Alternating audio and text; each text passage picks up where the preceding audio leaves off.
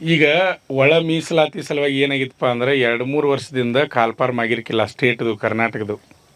ಬಹುಶಃ ನೀವೆಲ್ಲ ಈಗ ಪೇಪರ್ನಾಗ ಓದ್ತಾ ಇದ್ರಿ, ಯೂಟ್ಯೂಬ್ನಾಗ ನೋಡ್ತಾ ಇದ್ರಿ. ಒಳ ಮೀಸಲಾತಿ ಸಲುವಾಗಿ ಕಾಲ್ಪಾರ್ಮ್ ಆಗಿರಲಿಲ್ಲ.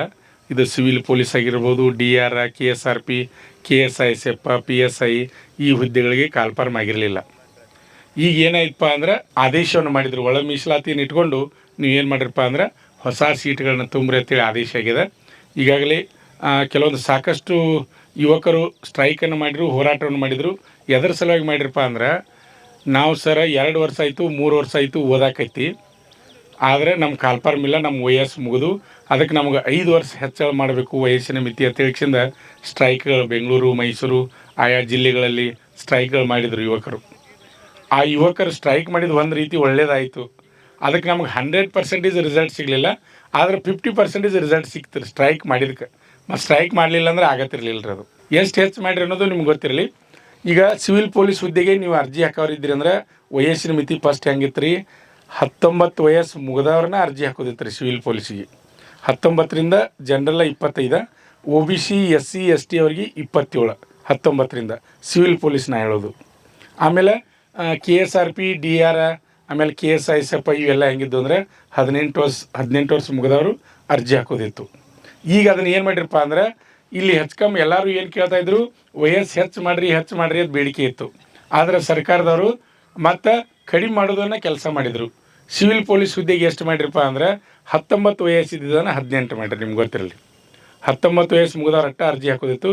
ಈಗ 18 ಮುಗಿದವ್ರು ಅಂದ್ರೆ PU ಸೆಕೆಂಡ್ ಇಯರ್ ಮುಗಿಬಿಡದೆ ಹೆಚ್ಚು 18 ಮುಗಿಯಾಕೆ ಬಂದಿರ್ತಾವೆ ರೀ.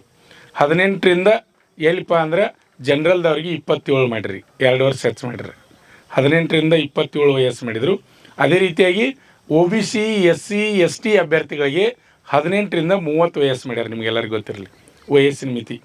ಈಗ ಒಮ್ಮೆ ಏಕಾಲಕ್ಕೆ ಎಲ್ಲ ಕಾಲ್ಪಾರ್ಮ್ ಮಾಡತ್ತಾರೆ ರೀ. 5,000 ಹುದ್ದೆಗಳನ್ನ ಕಾಲ್ಪಾರ್ಮ್ ಮಾಡ್ತಾ ಇದ್ದಾರೆ ಈ ಸದ್ಯ.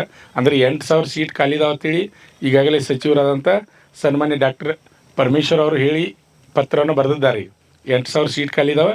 ಅದಕ್ಕೆ ಸಂಬಂಧಪಟ್ಟ ಹಾಗೆ ಪೊಲೀಸ್ ಮಹಾನಿರ್ದೇಶಕರಿಗೆ ಈ ಸದ್ ತುರ್ತಾಗಿ ಎಷ್ಟಪ್ಪ ಅಂದ್ರೆ 5,000 ಹುದ್ದೆಗಳನ್ನ ತುಂಬಬೇಕಂತೇಳಿ ಅಂದಾರೆ.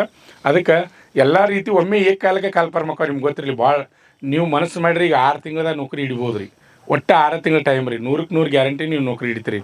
ನೋಡಿರಿ, ನಮ್ದು ಹೈಟ್ ಕಡಿಮೆ ಇಚ್ಚಾರ ನಂಗೆ ಪೊಲೀಸ್ ಬರೋಂಗಿಲ್ಲ ಅಂದವ್ರಿಗೂ ಗ್ರೂಪ್ D ಹುದ್ದೆಗಳು, SDA, FDA, ಸ್ಟೇಟ್ ಗೌರ್ಮೆಂಟ್ ಏನದ ಒಮ್ಮೆ ಏಕಾಲಕ್ಕೆ ಕಾಲ್ಪಾರ್ಮ್ ಹಾಕೋರೆಲ್ಲ ಎಲ್ಲ ಏಕಾಲಕ್ಕೆ ಹಿಂದೆ ಮುಂದೆ ಕಾಲ್ಪಾರ್ಮ್ ಆಗಿಬಿಡ್ತಾವೆ ರೀ.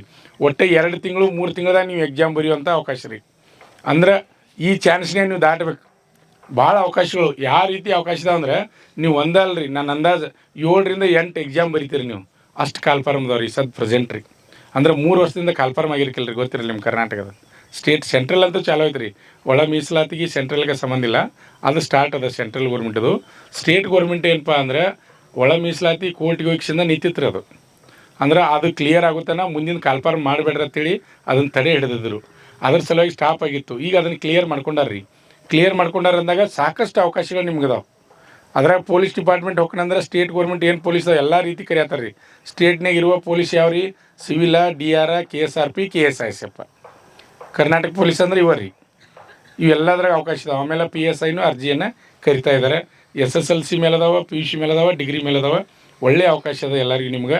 ಅದಕ್ಕೆ ಈಗ ಹೆಂಗೆ ಓದಬೇಕಂದ್ರೆ ಎಲ್ಲ ಕೆಲಸನ ಸೈಡ್ ಇಡ್ರಿ, ನಿಮ್ಮ ಮೊಬೈಲ್ ಸಹಿತ ಅವಾಯ್ಡ್ ಮಾಡಬೇಕು. ಓದೋದನ್ನು ನಿರಂತರ ಓದ್ರಿ. ಹೆಚ್ಚು ಕ್ವಶನ್ ಪೇಪರ್ ಎಲ್ಲ 70% ಸೇಮ್ ಇರ್ತಾವೆ ರೀ. ಅಂದ್ರೆ ಸಬ್ಜೆಕ್ಟ್ ಕ್ವಶನ್ ಪೇಪರ್ ಮಾಡಲ್ಲ ಅಷ್ಟೇ ಚೇಂಜ್ ಇರ್ತದೆ. ನೀವು ಒಮ್ಮೆ ಓದಾಕೈತ್ರಿ ಅಂದರೆ ಎಲ್ಲದಕ್ಕೂ ತಯಾರಾಗ್ಬೋದು. ಈಗ ನಮ್ಮ ರಾಷ್ಟ್ರ ಪಕ್ಷಿ ಯಾವುದು ಅಂತೇಳಿ ಸಿವಿಲ್ ಪೊಲೀಸ್ನಾಗ ಕೇಳ್ರಿ ಅಂದ್ರೆ ಅಲ್ಲಿ ಏನಂತ ಹೇಳ್ತೀರಿ, ರಾಷ್ಟ್ರ ಪಕ್ಷಿ ಅಂದರೆ ಯಾವ್ದು ರಾಷ್ಟ್ರ ಪಕ್ಷಿ? ನವಿಲು ಅಂತ ಹೇಳ್ತೀರಿ. DR ಪೊಲೀಸ್ನಾಗೂ ರಾಷ್ಟ್ರ ಪಕ್ಷಿ ಯಾವ್ದು ಕೇಳ್ರೆ ಕಾಗೆ ಅಂತ ಹೇಳ್ತೀವಿ ನಾವು, ಹೇಳೋದಿಲ್ಲ. ಅಲ್ಲಿ ನವಿಲು ಅಂತ ಹೇಳ್ಬೇಕು ನಾವು, ಹೌದಲ್ಲ ರೀ?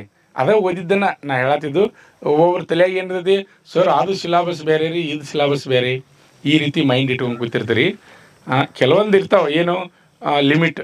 ಈಗ ಹಿಸ್ಟ್ರಿ ಒಳಗೆ ಕ್ವಶನ್ನ, ಜಿಯಾಗ್ರಫಿ, ಸಂವಿಧಾನ, ಪ್ರಚಲಿತ ಘಟನೆಗಳು ಹೆಚ್ಚಕಮ್ಮ ಹಾಕಿರ್ತಾವೆ ಅಷ್ಟೇ. ಆದರೆ ಓದಿದ್ದು ಯಾವತ್ತೂ ಕೆಡಿಸೋದಿಲ್ಲ. ಎಲ್ಲ ಓದ್ತಾ ಇರ್ಬೇಕು ನೀವು. ಎಲ್ಲ ರೀತಿ ಎಲ್ಲ ತಯಾರಾಗ್ರಿ. 6 ತಿಂಗಳದಾಗ 100ಕ್ಕೆ 100 ಗ್ಯಾರಂಟಿಯಾಗಿ ನೀವು ನೌಕರಿ ಹಿಡ್ತೀರಿ. ಇಲ್ಲಿ SSC GD, SSC MTS ಮತ್ತು ಹವಾಲ್ದಾರ್ ಹುದ್ದೆಗಳಿಗೆ ಪೂರ್ವಭಾವಿಯಾಗಿ ದೈಹಿಕ ಮತ್ತು ಲಿಖಿತ ಪರೀಕ್ಷೆಯ ತರಬೇತಿ ಕೊಡಲಾಗುವುದು. ಪ್ರವೇಶಗಳು ಪ್ರಾರಂಭವಾಗಿವೆ. ಕರ್ನಾಟಕ ಪೊಲೀಸ್ ಕಾನ್ಸ್ಟೇಬಲ್ ಹುದ್ದೆಗಳ ತರಬೇತಿಗೆ ಪ್ರವೇಶ ಪ್ರಾರಂಭವಾಗಿವೆ. ಸಂಪರ್ಕಿಸಿ.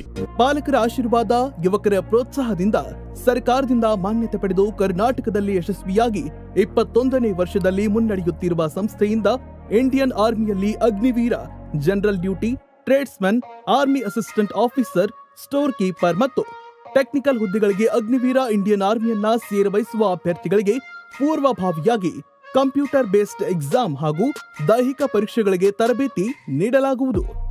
ವುಮೆನ್ ಮಿಲಿಟರಿ, ಪೊಲೀಸ್, ಸ್ಟೇಟ್ ಹಾಗೂ ಸೆಂಟ್ರಲ್ ಪೊಲೀಸ್ ಕಾನ್ಸ್ಟೇಬಲ್ ಹಾಗೂ SSC GD, BSF, CRPF, Assam rifles, ITBP, CISF, SSB ಹಾಗೂ ಮುಂದೆ ನಡೆಯುವ ಅಗ್ನಿವೀರ ಆರ್ಮಿ ರ್ಯಾಲಿಗೆ ಪುರುಷ ಹಾಗೂ ಮಹಿಳಾ ಅಭ್ಯರ್ಥಿಗಳಿಗೆ ತರಬೇತಿ ಕೊಡಲಾಗುವುದು. ಹಾಸ್ಟೆಲ್ ಸೌಲಭ್ಯ ಕೂಡ ಇರುತ್ತೆ. ಸಂಪರ್ಕಿಸಿ. ಶ್ರೀ ಮಂಜುನಾಥ ಸೈನಿಕ ತರಬೇತಿ ಕೇಂದ್ರ, ಮೂಡಲ್ಗಿ, ತಾಲೂಕು ಮೂಡಲ್ಗಿ, ಜಿಲ್ಲೆ ಬೆಳಗಾವಿ, ರಾಜ್ಯ ಕರ್ನಾಟಕ. ಪ್ರವೇಶ ಪ್ರಾರಂಭವಾಗಿದೆ.